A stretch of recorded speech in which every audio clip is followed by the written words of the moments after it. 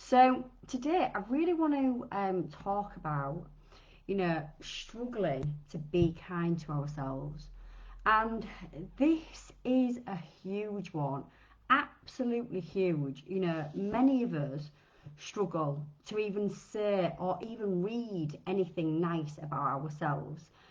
And this can massively, massively affect so many different areas. It can affect, how we feel about ourselves, it can affect how we feel about our bodies, it can affect our mental health, it can affect so many different things. And just starting to be kind to ourselves is, something that sounds very easy, but actually it's very, very difficult. It sounds simple, but it's not easy. So I really wanted to kind of just, go through a few things on how to start being kind to yourself. So first and foremost, normally when we are not being kind to ourselves, we either feel like we have done something, or we feel like we are to blame, or we feel shame, we feel guilt, we feel like, there is something either bad about us, or we're not a good person, or, we pick ourselves apart. And the first thing that I would always, always recommend that you start with is having compassion to yourself and where you are currently at right now. And that you might think, well, that's not going to help me being kind, but actually, having compassion for yourself where you are right now, that will really, really, really help you heal where you are right now. So, what do I mean by compassion? So, when say for example, one of your really, really, really good friends came to you and they told you that they were really struggling, they told you that they, felt really bad about themselves, and they were really open and honest about how they felt about themselves.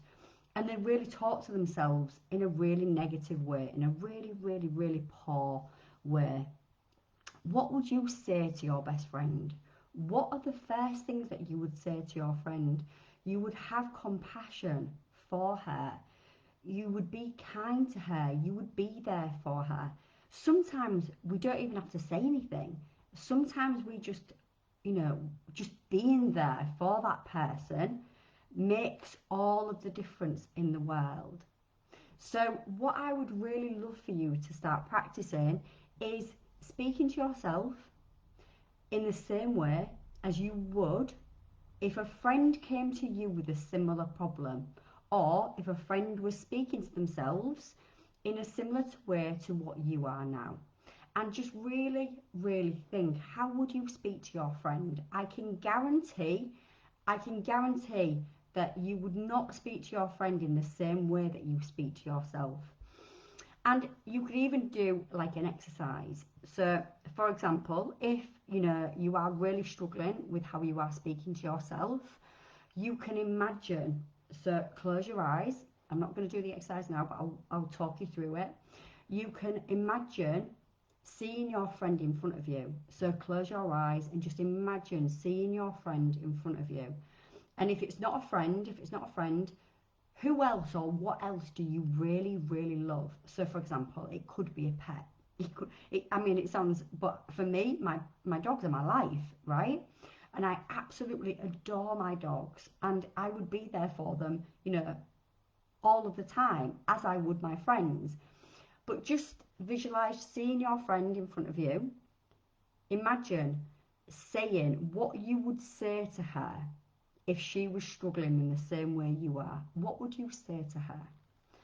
And really, really hear your own words, what you say to your friend. So, what compassion would you give her? What kindness would you give her? Or would you just put your arms around her and just give her a great big hug? You know, what would you do, and how would you act, and what would you say if it was your friend that was speaking to herself in the same way that you are speaking to yourself? And then what I would really like you to do is turn that inner voice, turn it from aiming those words towards your friend, and start turning that inner voice and really start speaking to yourself about your own situations, about your own problems, about the inner critic that we have in our mind, and speak to yourself in that same compassionate way. Because when we do that, that gives us the chance to say, right, okay, I'm accepting you. I know where you are at. I am meeting you where you are at right now. And then it allows us to say, I'm accepted. I have felt compassion. I am meeting myself where I am at right now. And it gives you more of a chance to then move on to the next step. Now, we can't move on to the next step until we've given ourselves compassion. We can't do that. Now, throughout the steps, we always want to be really, again, going back to speaking to ourselves with kindness and compassion. Always going back to using that exercise. Going back to, if you are struggling, speaking to yourself with kindness, just go somewhere quiet. Close your eyes, imagine that your friend is in front of you and start speaking to yourself in the same way that you would speak to your friend. So another tip is, like I said a minute ago, sometimes we don't even have to say anything. If our friend is struggling, sometimes we don't even say anything. All we do is just be there. We can just sometimes just put our arms around them and just give them a hug. And this in itself really helps. Obviously helps our friend. It gives them, they know that somebody or something is there for them, or someone. And the body doesn't know the difference between somebody giving us a hug and us actually getting that sensation. So what is a really good technique as well is to actually, if you are feeling down and if you are struggling with how you are speaking to yourself and something has happened that maybe you are upset about and you are not being kind to yourself and you're really struggling with that, and you are even really struggling with the cognitive side of it, so like the thinking and the processing of even trying to be kind to yourself, what is a really good exercise is to just give yourself a hug. And it sounds a bit weird, I know it sounds a bit strange, but actually just putting your arms around you instantly calms the body, because the body doesn't know the difference. The body doesn't know if you are being hugged by somebody else or you are giving yourself a hug. And everybody must, everybody on here, will all, recognise that when we get a hug from somebody, when we are feeling down or when we are feeling, like we are speaking to ourselves in a negative way, it feels good, right? It always feels good. So the next thing I would say to yourself, if you are speaking to yourself, if you really struggle to speak to yourself with kindness, just start being aware of it. Really start being aware, how much you speak to yourself in, I don't want to say in a negative way, but how often you speak to yourself. How do you speak to yourself? And really start being aware of that. And that awareness is absolutely key, because that awareness, once you start being consciously aware of your thoughts, then we can start working with those thoughts. Now, we don't always want to fight our thoughts, because actually what can happen is the more we try and fight our thoughts, the more they come back. It's like what we resist persists, if that makes sense. So when we try and control our thoughts, or when we try and fight our thoughts, what happens is they will just come back. But the awareness of something is really, really powerful. So then you can start to just slightly shift it. You can slightly start to shift how you are thinking and what you are saying to yourself.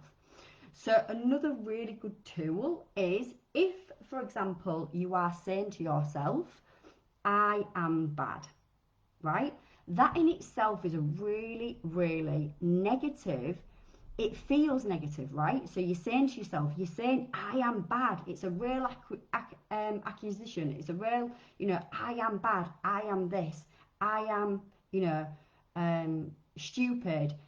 It's a real, you're speaking to yourself in a really, really, really accusing way. Now, there's a few things that we can do. So first thing, one of the things we can do is we can really just change that. Once you start being aware of that thought, so for example, if that I am bad comes up quite often, we can recognise it and go, oh, that story I am bad is up again. That story that I am stupid is popping up again.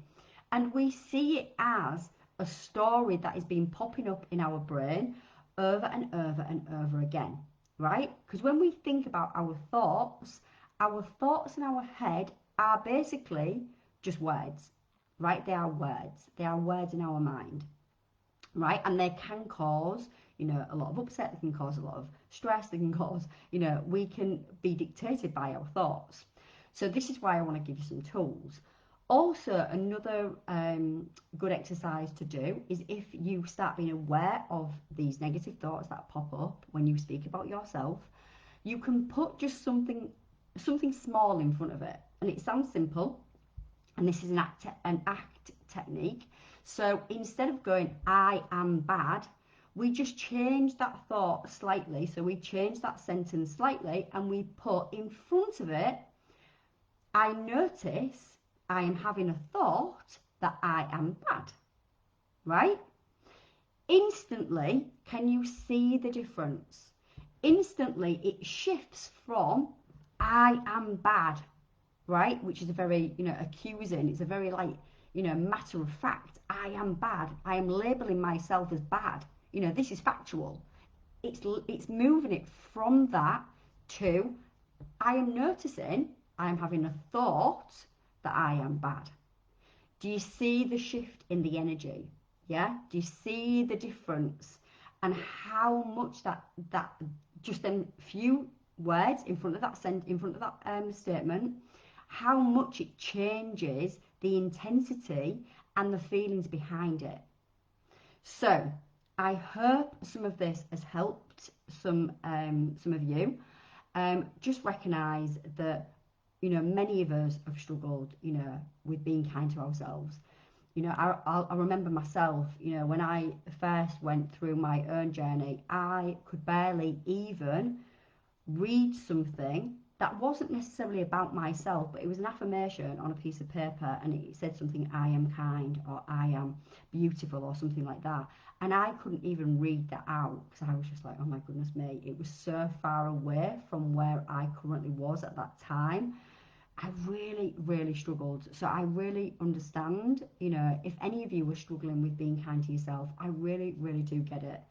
And I really do hope that, some of these exercises and some of these things that I've talked about today have helped you because, try putting them into practice, because the more we put them into practice and the more we actually do these exercises, the more we will see the benefit.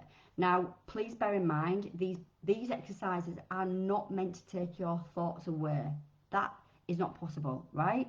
The more, like I said before, the more we try and fight our thoughts, the more they will come back. This is why when we try and control something, it comes back with a vengeance, and it's the same with thoughts. So, just be gentle with yourself and just start practicing these exercises. You might pick one of them, you might pick two of them, whichever works for you and whichever resonates with you. Just work with it and just think, right, okay, I'm going to, just go with this exercise. I'm going to keep trying it. And it's all about acceptance. It's all about acceptance and just really accepting a thought is just a thought.